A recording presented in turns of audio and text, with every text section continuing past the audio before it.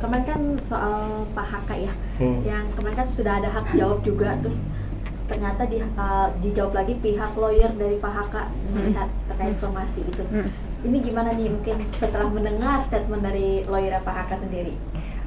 Baik teman-teman, jawaban somasi itu sampai hari ini belum kami terima yang by dokumennya ya. Baru tadi kita buka jawaban somasi by email ya Pak, by email itu masih kami pelajari. Berdasarkan jawaban itu ada fakta-fakta yang tidak kemudian berkesesuaian. Misalkan saja mereka menyatakan bahwa Teknopi menyebarkan data pribadinya Pak Haka. Maka silakan saja buktikan data pribadi mana yang dilaporkan, terus melanggar undang-undang mana. Itu. Kalau somasi kami sudah sangat tegas ya dan jelas bahwa kami hanya meminta pertanggungjawaban terhadap 3 hal. Yang pertama, silahkan buktikan terhadap adanya dugaan video terlarang ya antara Pak Haka dengan Teknopi. Itu. Yang kedua, video yang kemudian menyatakan Teknopi di atas kursi roda dalam keadaan mabuk parah itu juga.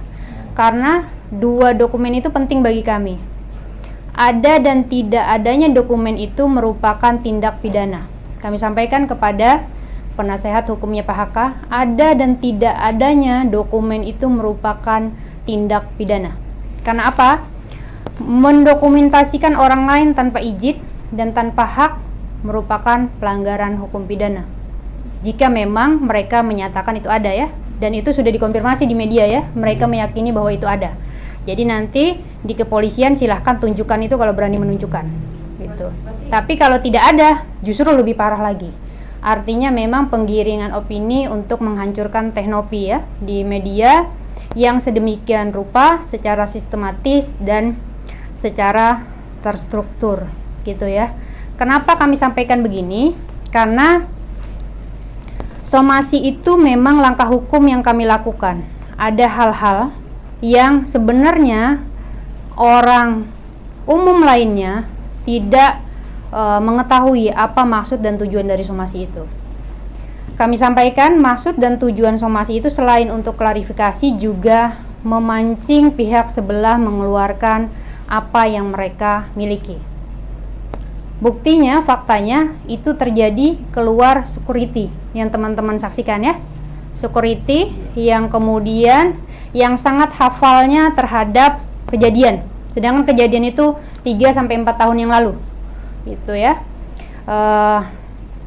Saya meminta teman-teman sebenarnya mencari ya Pak, security itu namanya, alamatnya di mana. Bener security gak tuh? Gitu ya, sehingga harus kita apresiasi karena memang IQ-nya sangat tinggi mengingat ya, menghafal kejadian 4 tahun lalu ya secara detail ya. Bahkan muntah-muntahnya ya, yang dinyatakan bahwa Teknopi muntah apa segala macam, beliau ingat. Tapi selain sisi itu sebenarnya ada, kalau teman-teman melihat itu, ada sisi lain yang tidak berkesesuaian yang dikeluarkan oleh saksinya Pak Haka, yaitu security itu terhadap pernyataan Pak Haka.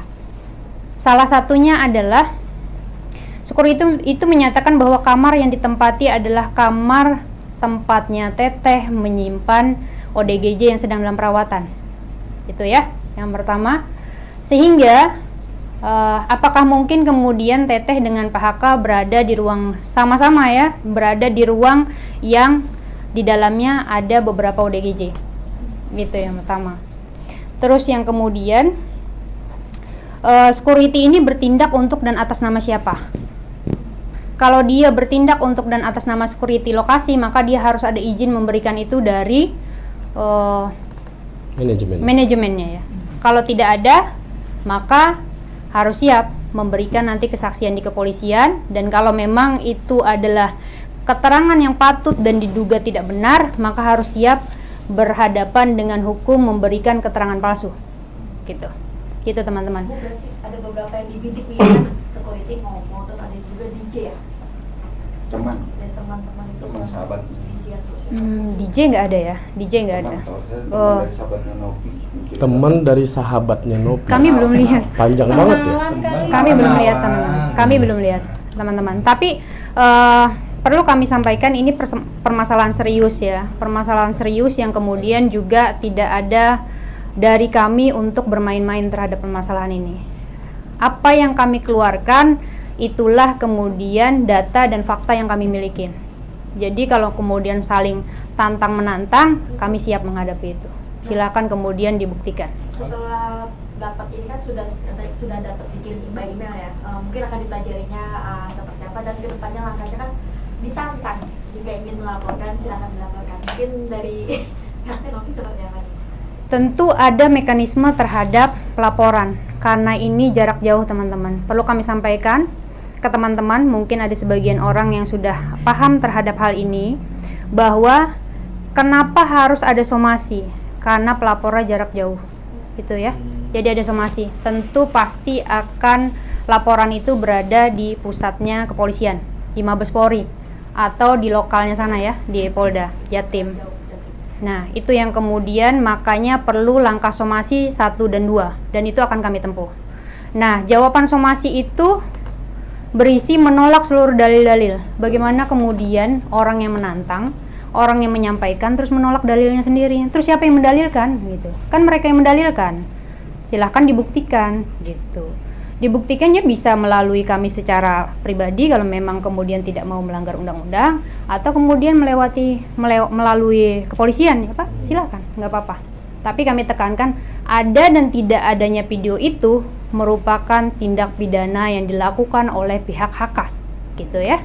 Tolong dipelajari undang-undang terkait terhadap hal itu oleh kuasa hukum PHK, karena mendokumentasikan, menyimpan, apalagi mendistribusikan terhadap PH-nya sendiri, itu merupakan tindak pidana yang ancaman hukumannya di atas 5 tahun penjara gitu. Cukup. Terima kasih.